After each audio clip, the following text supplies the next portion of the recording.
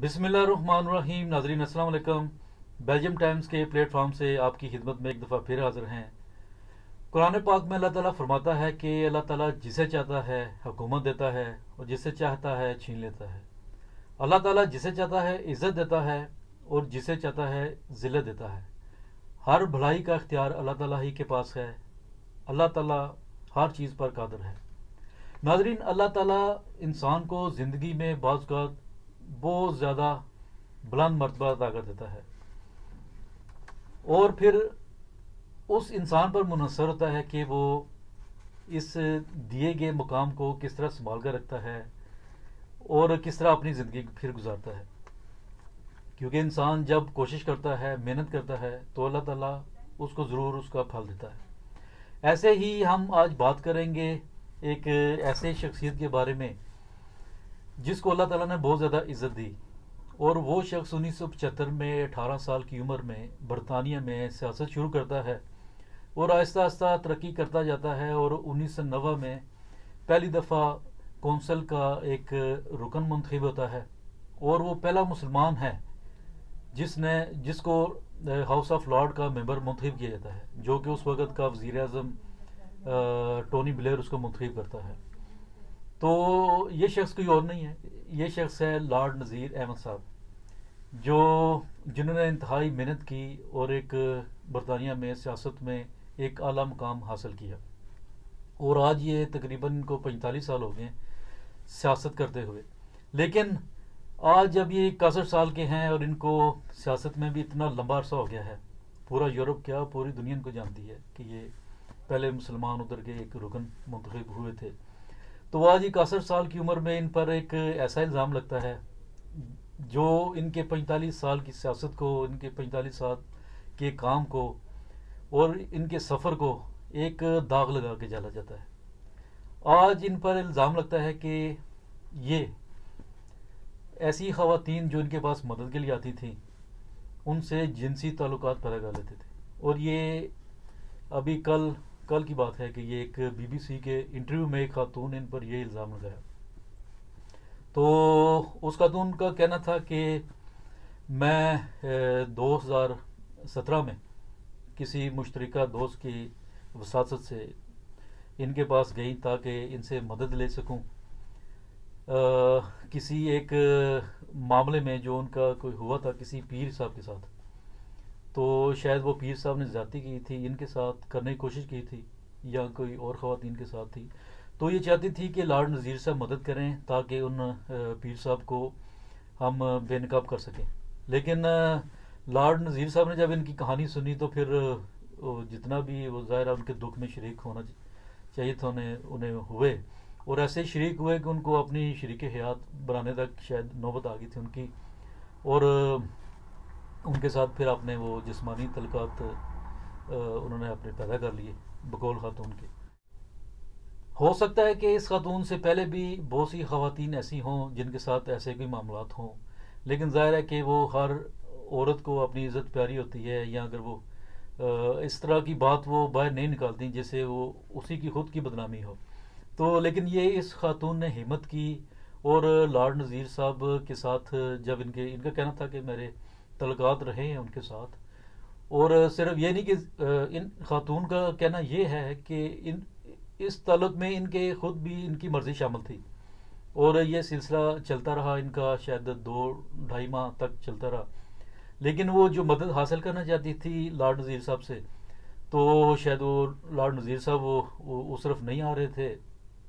और दूसरा इन खातून का कहना है कि इनको लग रहा था कि लॉर्ड नज़ीर साहब उनसे मोहब्बत करते हैं और ये भी इन्होंने भी ज़ाहिर शुरू कर दिया होगा। मोहब्बत जब इंसान इकट्ठे ऐसे मिलते हैं तो फिर मोहब्बत तो बढ़ी जाती है। लेकिन जब इनका कहना था कि जब लॉर्ड साहब ने कहा कि वो शायद इन्होंने शादी की पेशकश की होगी या कहा होगा कि साथ रहते हैं ऐसे, लेकिन लॉर्ड नज़ीर साहब ने जब मना किया कि नहीं ऐसा नहीं हो सकता, उनकी वाइफ भी है तो उनको वो नहीं छोड़ सकते, इसका मतलब ये है कि शादी की शायद बात चली हो। तो इन खातून को फिर ज़ाहिर गुस्सा आया, इन्होंने फिर अपने ताल्लुकात छोड़ दिए। तो और उन्होंने उनके ख़िलाफ़ एक कंप्लेन भी कर दी, वो पुलिस में भी गई लेकिन उनकी वहाँ पर सुनवाई नहीं हुई। फिर उन्होंने ہاؤس آف لارڈ میں بھی ان کا کہنا تھا کہ بہت سی خط و کتابت ان کی شروع ہو گئی تھی کہ انہوں نے ہمارے ساتھ ایسا کیا، لیکن وہ شاید وہ ان کو اتنا زیادہ سیریس نہیں لیا گیا تھا. تو یہ وجہ ہے کہ ان کا پھر یہ ٹی وی پروگرام میں پھر انہوں نے اپنا سارا جو ان کے ساتھ واقعہ ہوا تھا انہوں نے بیان کیا وہاں پر آ کر کہ کس طرح انہوں نے اس طرح ان کے ساتھ زیادتی تو نہیں کہ جسمانی تعلقات پیدا کی.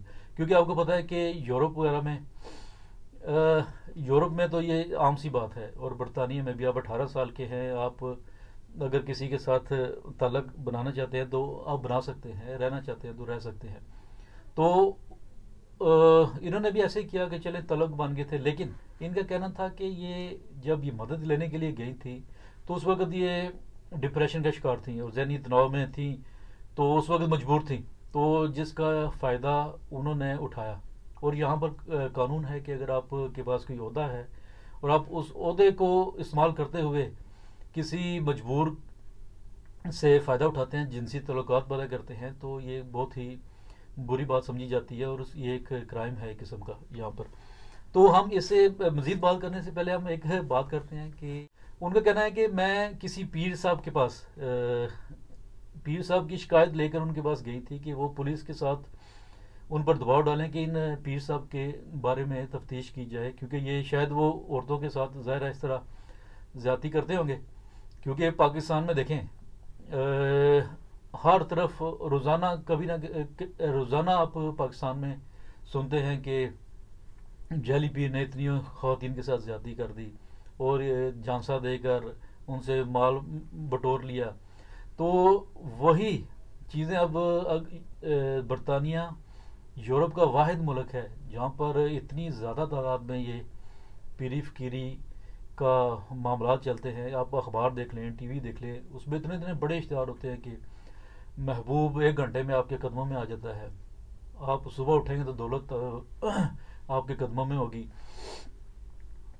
جنات وغیرہ، چڑیلیں وغیرہ یہ نکالنے کے لیے وہاں پر بہت زیادہ کیونکہ یہ لوگ اندھا اعتقاد کرتے ہیں، جو خاص کیونکہ سارے ادھر سے آئے نا، ہندوستان پاکستان سے آئے ہیں، تو ان کے زیادہ عقیدے جو ہے وہ یہی ہے کہ وہ ان چیزوں پر اعتماد کرتے ہیں کہ نہیں. اور اس کی وجہ بھی یہی ہے ان کی اور ان کی ان پر اندھا اعتقاد کرنے کی اگر دیکھا جائے تو پھر یہ ہے کہ اللہ تعالیٰ پر آپ کو اعتبار نہیں ہے، نہ ہی اعتماد ہے کہ آپ اللہ تعالیٰ آپ نماز پڑھتے ہیں، ہر نماز میں آپ کہتے ہیں کہ ایا کا نعبدو و ایا کا نستعین. یہ عمران خان صاحب ہمیشہ اپنی تقریر میں بھی بولتے ہیں کہ ہم تیری ہی عبادت کرتے ہیں، تجھی سے مدد مانگتے ہیں. جب اللہ کہتا ہے کہ مجھ سے مانگو، میں دینے والا ہوں. اور ہم لوگ جب اس کو اللہ کو چھوڑ کر بندے کے پاس جاتے ہیں کہ ہمیں اولاد دے دے، ہمیں دولت دے دے، ہماری یہ مشکلات دور کر دے، تو پھر اس طرح کے واقعات ہوتے ہیں جو اس خاتون کے ساتھ ہوئے ہیں. انسان کی اتنی کیا اوقات ہے، اتنی کیا ہمت ہے کہ وہ کسی کو اولاد دے سکے. تو یہ سارے ڈھکوسلے ہیں. اور جن پیر صاحب کے پاس یہ جاتے ہیں، کیونکہ بہت زیادہ جعلی حقیقی بھی ہوں گے، لیکن ان کی تعداد بہت کم ہے جو اللہ تعالیٰ کی رضا کے لیے کام کرتے ہیں، انسانیت کی خدمت کے لیے کام کرتے ہیں. لیکن اکثریت جو ہم دیکھتے ہیں ان میں یہی ہے کہ جعلی پیر بہت زیادہ ہوتے ہیں، جن کا مقصد یہی ہوتا ہے کہ دولت بھی کمائیں گے وہ، اور خواتین آتی ہیں تو ان کی عزتوں کو بھی تار تار کریں گے. تو ایسے لوگوں سے ضرور بچنا چاہیے.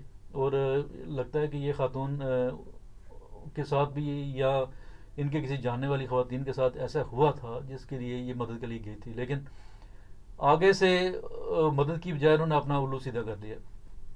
تو چلیں وہ انہوں نے کیا، ان کی مرضی تھی. اب جو بھی ان میں ہوا پھر یہ عدالت میں نہیں، ان کے ہاؤس آف لارڈ میں گئیں، وہاں پہ شکایتیں کی. تو پھر آخر اس پر انکوائری شروع ہو گئی.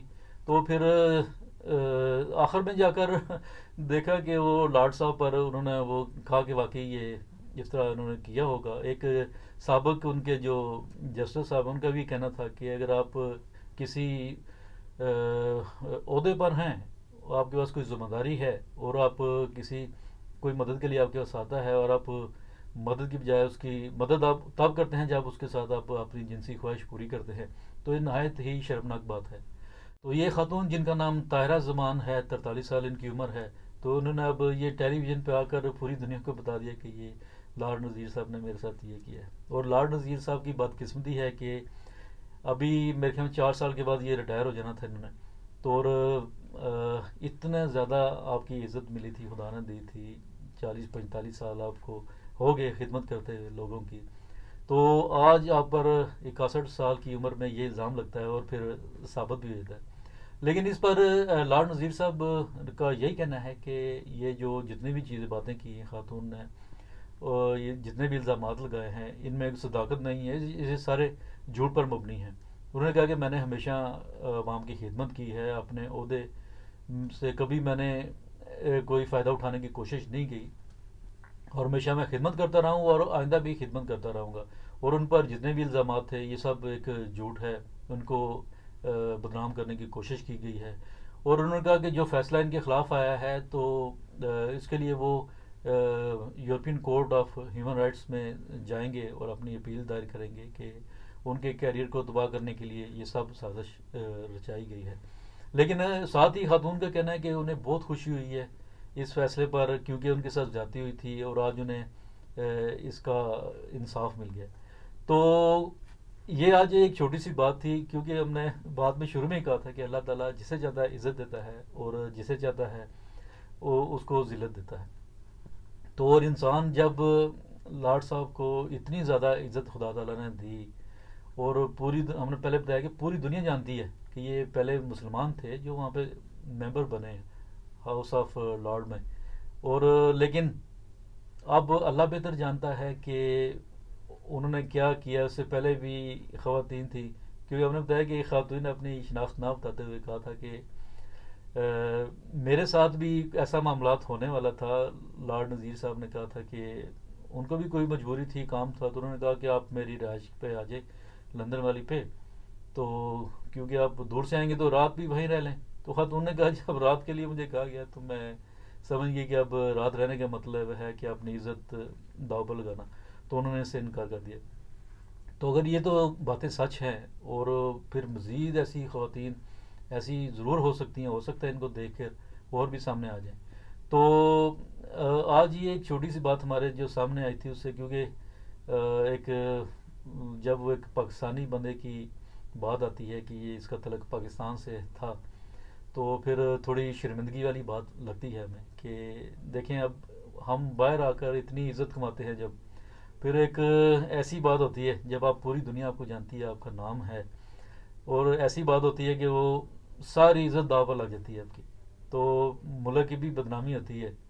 ٹھیک ہے، پاکستانی نیشنلٹی تو نہیں ہے آپ کے پاس، ادھر کی ہے، لیکن اوریجن تو پاکستان کا ہی ہے، اور اس میں پھر نام بھی آتا ہے کہ یہ ادھر سے آئے تھے.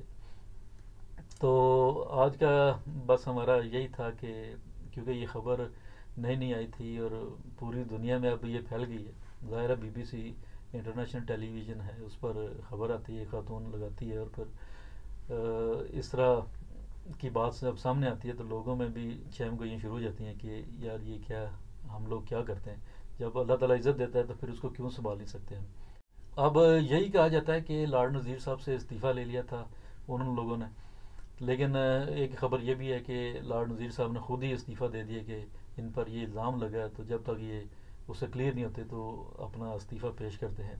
تو اب اس بات میں کتنی حقیقت ہے، اس خاتون تو خوش ہیں کہ میرے حق میں فیصلہ ہوا ہے. اگر ان کے لارڈ نذیر صاحب کے ساتھ زیادتی ہوئی ہے تو یہ کورٹ میں ضرور جائیں اور اپنا مدعا وہاں پر پیش کریں کہ ان کے ساتھ زیادتی ہوئی ہے. اتنا لمبا ان کا کیریئر تھا، اتنی خدمت کی انہوں نے، تو آج جب ان کا کیریئر اختتام پر ہے تو ان کے ساتھ ایسا کام کر کے ان کو بے عزت کیا گیا ہے. تو اس کے لیے ضرور جائیں، کیونکہ یہ وہ ملک ہیں جب آپ کسی پر جھوٹا الزام لگاتے ہیں تو اس کا ہرجانہ ادا کرنا پڑتا ہے. آپ کسی کی عزت کے ساتھ کھیل رہے ہیں، اس کو بدنام کر رہے ہیں. تو لارڈ نذیر صاحب کو ضرور ادھر جانا چاہیے اگر یہ سچے ہیں. تو اگر اس میں خاتون کی باتوں میں سچائی ہے تو پھر اللہ تعالیٰ ہم سب کو ہدایت دے، اور اللہ تعالیٰ اگر ہمیں عزت دیتا ہے تو اس کو سنبھالنے کی توفیق بھی عطا کرے. تو ناظرین، آج کا پروگرام ہم یہیں ختم کرتے ہیں، تو انشاءاللہ پھر اگلے کسی پروگرام میں آپ کی خدمت میں پھر حاضر ہوں گے. ہمیں اجازت دیجیے، اللہ حافظ.